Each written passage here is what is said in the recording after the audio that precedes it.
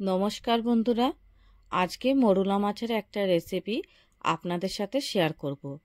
তো এই মরুলা মাছটা একদমই টাটকা, তো তার জন্য সেটা আমি বেগুন দিয়ে এটা রান্না করেছি। তো দেখে নিন কিভাবে রান্না করলাম।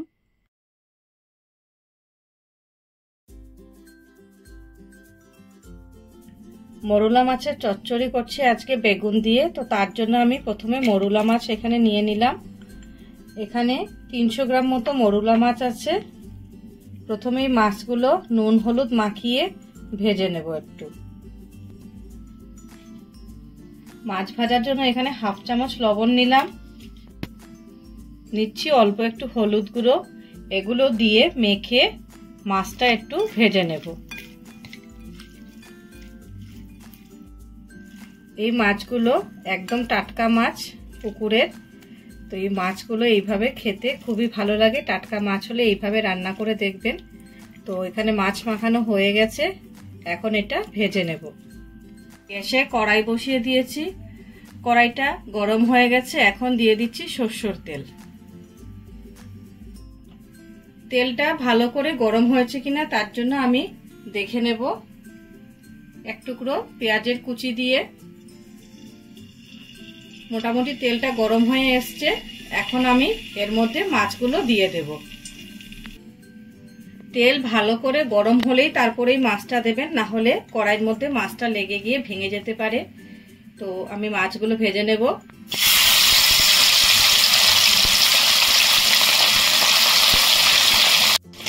মাছটা এক সাইড কিছু ভাজা হয়ে গেলে তারপর এটা পাল্টে দেব, উল্টে পাল্টে দেব আর এক সাইডটা ভাজা হওয়ার জন্য। এখানে খেয়াল রাখতে হবে মাছটা কিন্তু বেশি কড়া করে ভাজবো না। কড়া করে ভাজলে এটা স্বাদটা সেইভাবে আসবে না। তো মিডিয়াম ভাজা করে তারপরে তুলে নেব। মাছটা ভাজা হয়ে গেছে, এখন আমি এগুলো তুলে নেব, তারপরে বাকি মাছটাও ভেজে নেব।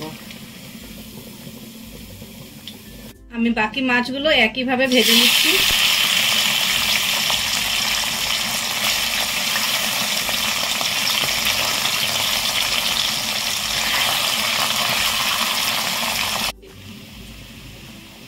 এখানে বাকি মাছগুলো আমার ভাজা হয়ে গেছে, এগুলো আমি তুলে রাখছি এখন।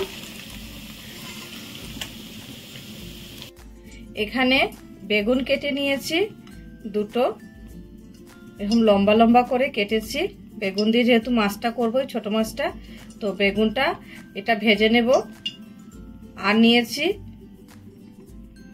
এখানে নিয়েছি পেঁয়াজ কুচি, বড় একটা সাইজের পেঁয়াজ, বেশ অনেকটাই বড় ছিল পেঁয়াজটা। আর যদি মিডিয়াম হয় তাহলে দুটো দেবেন। এখানে নিয়েছি একটা বড় সাইজের টমেটো কেটে, আর নিয়েছি 5-6টা কাঁচা লঙ্কা কুচি। এই রান্নাটা বিশেষটা করে আমি কাঁচা লঙ্কা দিয়েই করছি।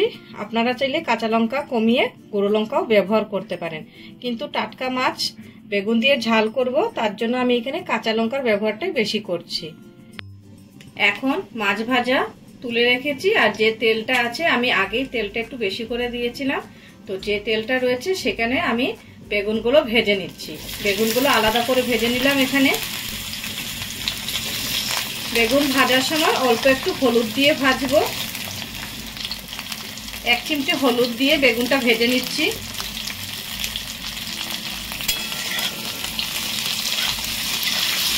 বেগুনটা আগে ভেজে নিচ্ছি, কারণ একসাথে যদি মশলা কষানোর সময় বেগুনটা দিই তাহলে একদম ঘেটে যাবে। তো যাতে বেগুনটা ছোলা ছোলা থাকে তার জন্য আমি বেগুনটা আলাদা করে ভেজে নিচ্ছি। আপনারা চাইলে পরে একসাথেও ভেজে এটা রান্না করতে পারেন। বেগুনটা কিছুটা ভাজা হয়ে গেছে, এখন আমি দিয়ে দিচ্ছি অল্প একটু লবণ। আগে লবণ দিইনি যাতে বেগুনটা বেশি সিদ্ধ না হয়ে যায়, তো তার জন্য আমি নামানোর আগে একটু লবণ দিয়ে দিচ্ছি। লবণ দিয়ে ভালো করে নেড়ে চেড়ে এখন আমি বেগুনটা নামিয়ে নেব। তার আগে একটু পাশ করে রাখবো বেগুনটা, যাতে তেলটা ঝরে আসে। বেগুনটা তুলে রেখেছি, দেখুন এখনো পর্যন্ত অনেকটা তেল রয়েছে। এই রান্নাটা একটু তেল বেশি লাগে। তো যে তেলটা আছে তার মধ্যে আমি পেঁয়াজ কুচিগুলো দিয়ে দিচ্ছি। পেঁয়াজ কুচি দিয়ে 2 মিনিট মতো ভেজে নেব। বেশি কড়া ভাজবো না, হালকা একটা রংটাও চেঞ্জ হবে সেই পর্যন্তই ভেজে নেব।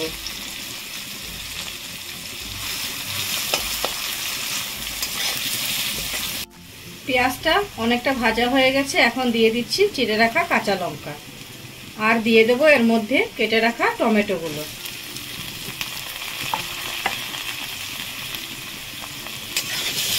সবগুলো দিয়ে আবারও ভালো করে একটু ভেজে নেব।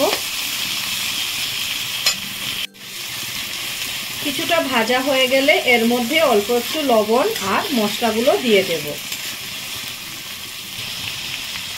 আমি এখানে হাফ চামচ মতো লবণ দিচ্ছি, যেহেতু মাছ ভাজায় লবণ আছে, আবার বেগুনেও একটু লবণ দিয়েছিলাম, তো একবারে বেশি লবণ দিচ্ছি না, পরে এটা দেখে দেওয়া যাবে। সবসময় কম দেওয়ার চেষ্টাটাই রাখা ভালো, কারণ বেশি হয়ে গেলে সেটা কমানো যায় না, কিন্তু কম হলে আবার সেটা অ্যাডজাস্ট করা যায়। লবণটা দিয়ে দিলাম যাতে টমেটোটা গলে আসে। এখন দিয়ে দিচ্ছি হাফ চামচ মতো হলুদ গুঁড়ো আর দেখছি অল্প একটু লঙ্কা গুঁড়ো। এখানে আমি অল্প একটু লঙ্কা গুঁড়ো দিয়েছি, কারণ এখানে কাঁচা লঙ্কা অনেকটাই দিয়েছি। তো ঝালটা আপনারা নিজের স্বাদ অনুযায়ী দেবেন, বেশি ঝাল খেলে একটু ঝাল বেশি দিতে পারেন। আর এইসব ছোট মাছের যে কোনো ঝাল বা চচ্চড়ি করলে একটু ঝাল ঝাল হলেই ভালো লাগে। তো এগুলো দিয়ে আর একটু সময় আমি 5 মিনিট মতো নেড়ে নেব। এখানে মশলাটা অনেকটাই ভাজা হয়ে গেছে, এই সময় আমি দিয়ে দিচ্ছি ভেজে রাখা বেগুন। বেগুনটা এখনই দিয়ে দিচ্ছি যাতে একসাথে মশলাগুলো এর মধ্যেও লেগে যায় এবং স্বাদটা চলে আসে এর মধ্যে।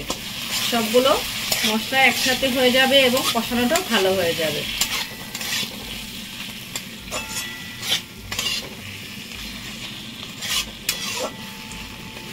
আরও 2 মিনিট মতো এখানে রাখবো আমি এটা ঢেকে। মশলাটা কষানো হয়ে গেছে এবং দেখুন পাশ থেকে তেলও ছাড়ছে। তো এখন আমি ভেজে রাখা মাছগুলো এর মধ্যে দিয়ে দেব।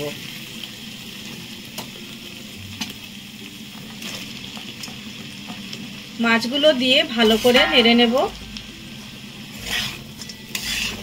খুবই হালকা হাতে এই মাছগুলো নাড়াতে হবে, না হলে ভেঙে যেতে পারে।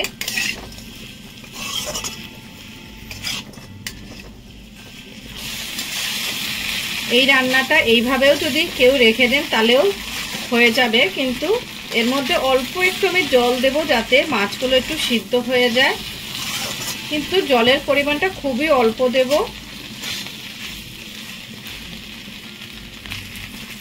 তো অল্প একটু জল দিয়ে আমি এটা ঢেকে রাখবো আরো 2 মিনিটের জন্য।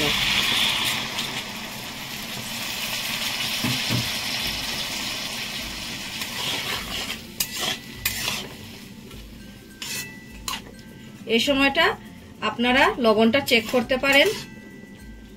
তো আমার এখানে লবণের দরকার হবে না, আমি আন্দাজ অনুযায়ী দিয়ে দিয়েছিলাম। তো রান্নাটা এখানে প্রায় কমপ্লিট হয়ে গেছে।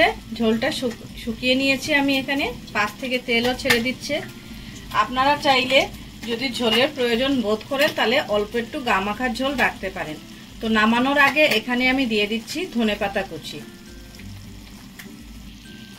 ধনেপাতা কুচি দিয়ে এখন এটা আরেকবার নেড়ে এখন আমি এটা সার্ভ করে নেব। তো কেমন লাগলো বেগুন দিয়ে মরুলা মাছের এই ঝাল রেসিপিটা?